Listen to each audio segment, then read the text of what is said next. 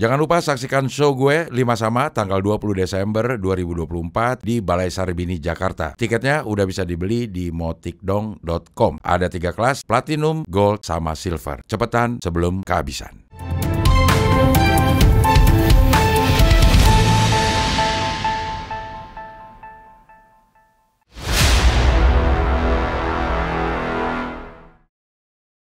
Udah nih? Halo, jumpa lagi dengan saya Abdel Harian dan tentunya Bung Rizky Gerung.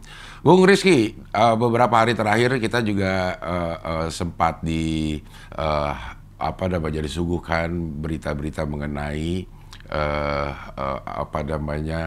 pilkada, termasuk rangkaian kampanyenya. Salah satu yang menarik perhatian masyarakat adalah di Indramayu, kalau nggak salah ada seorang calon bupati yang kebetulan juga adalah incumbent yang marah-marah kepada warga dengan alasan mobilnya dicegat dan menunjukkan gestur pasangan calon bupati lawannya, dan sempat juga beliau meneriakan bahwa beliau adalah anaknya dari Bahtiar yang kita tahu adalah mantan Kapolri di negara ini. Gimana menurut Bung Rizky?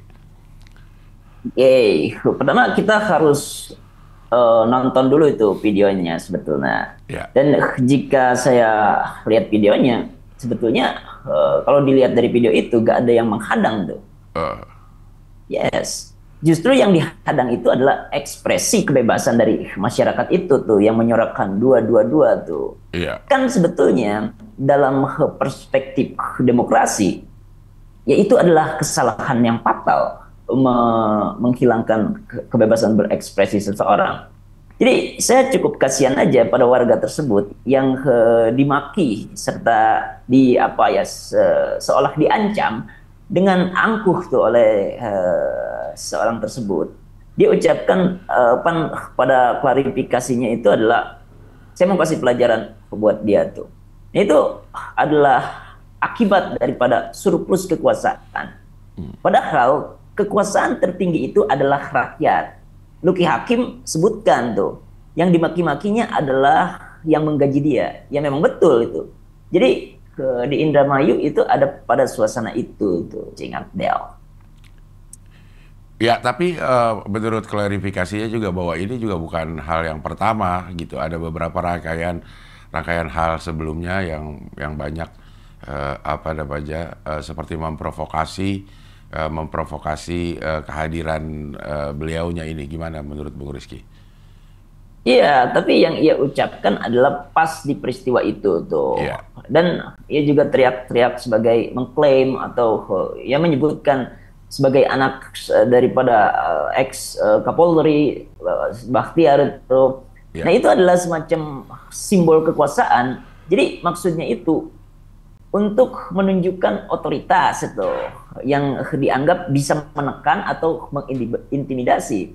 Padahal esensi politik adalah adu gagasan, adu pemikiran, bukan adu nama besar. Itu poinnya tuh yang saya ingin ucapkan di kesempatan kali ini. Iya, tapi kenyataannya kan juga Pak Dai Bahtiar pun sudah bukan Kapolri gitu, tidak memegang kekuasaan, masih relevan nggak membawa nama beliau di sebuah sebuah kegiatan kampanye ini. Iya, tentu aja, Cing. Itu masih ada pengaruh tuh. Karena ya efeknya adalah ketika memang mengeluarkan status itu, menggunakan status daripada ex Kapolri itu, seolah-olah ia mengabaikan logika publik itu. Dan justru masuk pada psikologi massa. Jadi menakuti untuk menundukkan. Sedangkan dalam demokrasi, tadi saya ucapkan, kekuatan argumen lah yang menentukan, bukan silsilah atau latar belakang yang sifatnya intimidatif itu. Jadi yang ia ucapkan adalah untuk mengintimidasi, tetapi dalam demokrasi itu tidak seperti itu. Justru harus kekuatan argumen. Ya. Kita juga disuguhkan berita atau informasi tentang banyaknya kegiatan Pak Jokowi setelah lengser di akhir-akhir minggu ini. Bahkan sehari atau 2 hari setelah apa namanya pelantikan presiden baru, Pak Jokowi juga banyak menemui warga. Kemudian juga banyak orang yang menemui Pak Jokowi. Salah satunya bahkan Ridwan Kamil yang bertandang ke Pak Jokowi, juga ada Pak Prabowo yang bertandang ke Pak Jokowi. Ini apa yang bisa disimpulkan dari kejadian ini, Bung Rocky? Rizky. Ya, itu Rizky. Jokowi selalu disambangi oleh berbagai macam politik. Iya. Ya tentu ketika memang jabatannya udah berhenti menjadi presiden, tetapi perannya itu, peran sebagai presiden dan mantan presiden itu ya masih ada efeknya tuh. Dan di situ diucapkan bahwa Prabowo ditanya oleh wartawan tuh menceritakan apa sih sebetulnya. Prabowo itu katakan ya ini cuma membahas nasi goreng Jawa dan ada ini dan itu tuh. Nah itu adalah kata atau istilah diplomatik untuk top secret. Jadi Prabowo ingin menguji prediksi daripada saya sebagai filsuf Cikampek. Yang dimaksud ini adalah bentuk koordinasi Prabowo ingin mendapatkan informasi dari Black Book Jokowi. Black Book maksudnya. Black Book ya. Black Book Jokowi. Ya, maksudnya itu yang terkait orang-orang yang belum diuntas, diberantas itu, Cing. Jadi itu Prabowo ingin mengetahui dari Black Book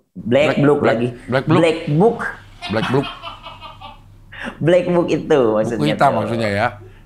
Iya. Kalau buku biru kan Blue Book. Kalau buku jatuh ke air Blue Book gitu ya, Bu Rizky ya. Blue Book ya. Iya benar. Bung Rizky, memang Pak Jokowi ini masih memegang info-info penting yang bisa digunakan atau bisa dipakai oleh Pak Prabowo dalam menjalankan atau membuat kebijakan-kebijakan, begitu Bung Rizky? Ya, betul itu. Itu prediksi. Jadi kan nggak ada keterangan di dalam inihnya, maka saya baca prediksi ininya itu meminta Black Book daripada orang-orang yang terjerat itu yang belum dituntaskan. Karena kan sekarang dituntaskan oleh di zaman Prabowo tuh. Tetapi itu hope-nya yang saya ucapkan tuh. Yeah. Kalau suspicion-nya adalah atau kecurigaannya, jika 1 atau 3 minggu ini sebelum berangkat ke luar negeri Prabowo belum nangkepin koruptor yang ada di Black Book itu, maka itu diartikan sebagai Prabowo benar-benar tersandra tuh dalam posisinya, yang menunjukkan berarti ia hanya presiden de jure tetapi dikendalikan oleh de facto-nya yaitu Mulyono tuh. Itu suspicion-nya. Iya. Kan bilang Pak Prabowo membicarakan ini itu. Ininya sudah dijelaskan oleh Bung Rizky. Itunya apa kira-kira Bung Rizky? Ya, itunya adalah keterangan jika Prabowo enggak bisa menangkapin koruptor yang ada di dalam kabinet misalkan, ataupun enggak tebang pilih gitu. Mau yang ada di kabinet pun ya harus berantas, harusnya kan begitu tuh. Yeah. Nah, jika enggak ada, maksudnya hukum itu masih tajam ke kanan, tumpul ke samping, bukan lagi ke bawah, tetapi hanya tajam ke kanan, enggak tajam ke samping, itu artinya masih tersandar, Cing. Iya. Apakah ini juga ada hubungannya dengan ditangkapnya pegawai Komdigi ya, sekarang dulu Kominfo, sekarang Komdigi, yang melindungi situs judi online, mendapatkan bayaran atas jasanya cukup fantastis. Yes, tentu kita harus menganalisis hal tersebut. Yeah. Karena ya jika istilahnya analoginya, jika ikan teri yang tersaring, maka ikan lele pun harusnya dapat itu dalam saringan itu. Yeah. Kan kalau ikan lelenya itu nggak dapat, ya berarti ikan lelenya dipelihara oleh orang yang punya akuarium tuh. Itu dasar analoginya tuh, Cing. Jadi ya kita lihat bahwa ada juga tuh dari Komdigi, staf ahli ya, yang ketangkep itu di Ya. beberapa orang. Itu artinya kan eh, ada bukan hanya personal tetapi sistem yang harus di apa namanya tuh di di apa ya Dianuin, Cing ya? dianuin. Iya itu diaduin, dibongkar lah Iya, dibongkar. ya dibongkar ya. Bung Rizky, kalau saya rubah apa namanya perspektif kita ya, apakah kedatangan Pak Prabowo itu kalau kita suspicionnya ya itu juga, apakah ini ingin mengkonfirmasi apakah nanti ada nama-nama yang mungkin akan terseret dalam pusaran judi online ini yang dulu pada saat Pak Jokowi menjabat adalah para pembantunya atau yang berhubungan dengan kementerian pada saat Pak Jokowi menjabat, karena kasus ini kan sebenarnya terjadi pada saat Pak Jokowi masih menjabat sebagai presiden. Ya, itu tentu publik menagih itu tuh, menagih hal semacam itu. Ya, Adanya transparansi dan juga ya kejelasan. ya, Karena ya jika secara apa namanya logis, ya, ya kan itu sistem pasti ada hubungan-hubungan itu dengan para petinggi di Komdigi atau yang sebelumnya itu Kominfo. ya, Ini gampang aja sebetulnya, cukup diaudit aja kan. ya, Jadi kita melihat ada kejelasan di situ bahwa pemerintahan kali ini apa namanya berkomitmen untuk memberantas korupsi sampai ke akar-akarnya. Dan tadi yang Cing ucapkan itu bisa jadi juga sebagai sebuah hermeneutik dari Prabowo untuk meminta izin bahwa ya jika ada apa namanya anak buah you yang apa namanya koruptor ya maka saya akan berantas. Itu hope-nya tuh, hermeneutic of hope. ya. Nah, seperti kasus Mahkamah Agung, maklar kasus di Mahkamah Agung yang menemukan jaksa menemukan uang sebesar hampir 1 triliun dan emas 51 kilogram, dan ini dilakukan 10 tahun terakhir, artinya 10 tahun masa pemerintahan Pak Jokowi. Apakah ini juga ada sangkut pautnya dengan apa ya langkah-langkah Prabowo untuk datang ke Pak Jokowi? Ya, yes, itu tentu harus kita apa namanya analisis itu. Ya, Kan ada sebagian netizen yang bilang bahwa itu tuh 10 tahun tuh lagi apa namanya analisis nama-nama dan ketika Prabowo baru diberantas. ya, Ya boleh kita ucapkan hal itu, tetapi ya tetap aja kita harus ada kejelasan daripada talk and walk-nya tuh di situ tuh. ya, ya. Ini penyambung masalah maklar kasus di MA. Kalau nggak salah yang melakukan pendidikan adalah kejaksaan ya, kalau nggak salah ya. Dan Oke. apa namanya ada beberapa berita tentang kejaksaan yang cukup miris juga, kita lihat bahwa ini sangat sering terjadi gitu. Ada netizen yang bermodalkan satu foto sudah bisa mengulik apa namanya banyak hal, termasuk pada saat foto yang kita lihat dari Dirdik Jampitsus kalau nggak salah, itu memakai jam mewah gitu yang harganya Oke. sampai ratusan, mungkin sampai miliaran rupiah.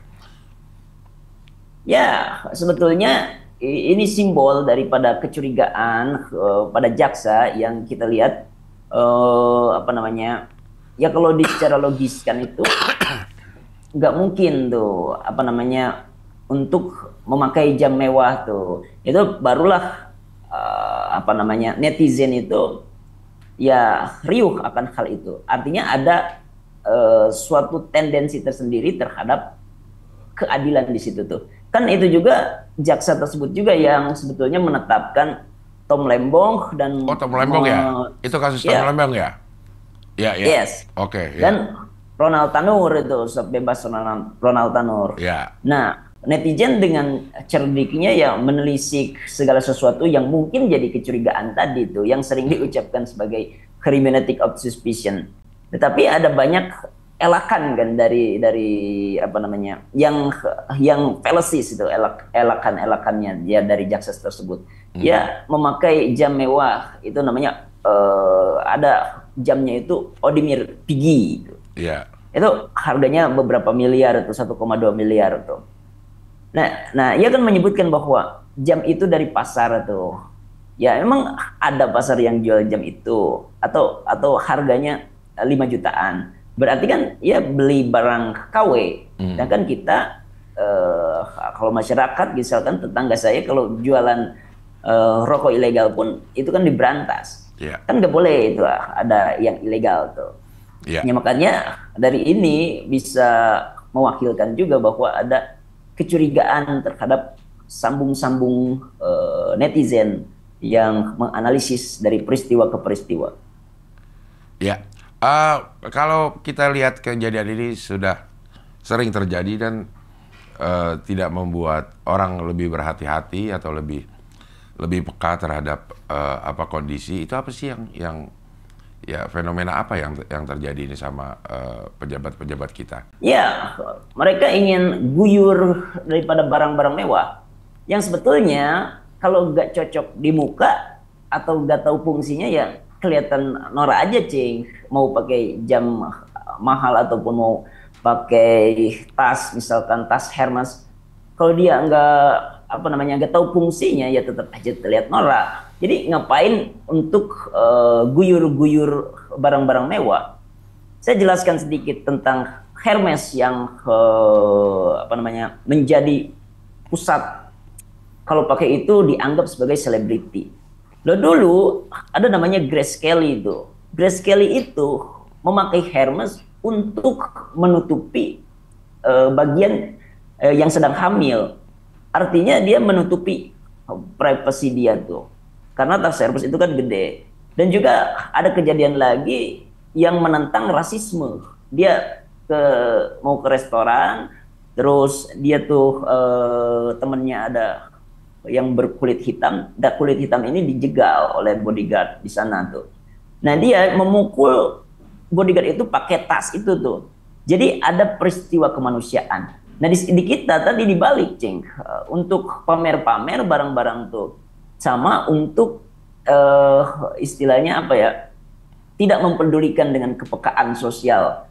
Karena masyarakat ya banyak yang yang membutuhkan, tetapi kita pamer-pamer dengan barang mewah. Itu sebetulnya harus tahu fungsi. Seperti yang kita pernah bahas itu beauty industri kompleks itu. Oke, ya. Kita kembali bicara tentang wakil presiden kita, Bapak Gibran Rakabuming Raka. Di beberapa waktu sebelum dipelantikan, banyak yang bilang bahwa posisi wakil presiden ini hanya sebagai ban serep gitu ya. Jadi mungkin setelah pelantikan Pak Gibran Rakabuming Raka ini akan kehilangan tempat untuk mengekspos dirinya. Tapi ternyata dari selesai pelantikan kita cukup melihat gerakan-gerakan Pak Gibran Rakabuming Raka ini cukup aktif berkunjung ke masyarakat. Salah satunya juga membagi-bagikan susu. Gimana ini menurut Bung Rizky? Yes, ini adalah contoh klasik tentang politik simbolis itu. Yeah. Kan aksi dari bagi-bagi itu hanya akan lebih menonjolkan citra dan kesan daripada menghadirkan solusi substansif atas masalah yang ada di masyarakat tuh. Jadi politik simbolis itu berfokus pada menciptakan momen yang berkesan atau kedekatan dengan rakyat, tapi tidak benar-benar menyentuh isu-isu yang mendalam seperti kesehatan atau akses pendidikan dan tantangan segala macam yang dihadapi masyarakat.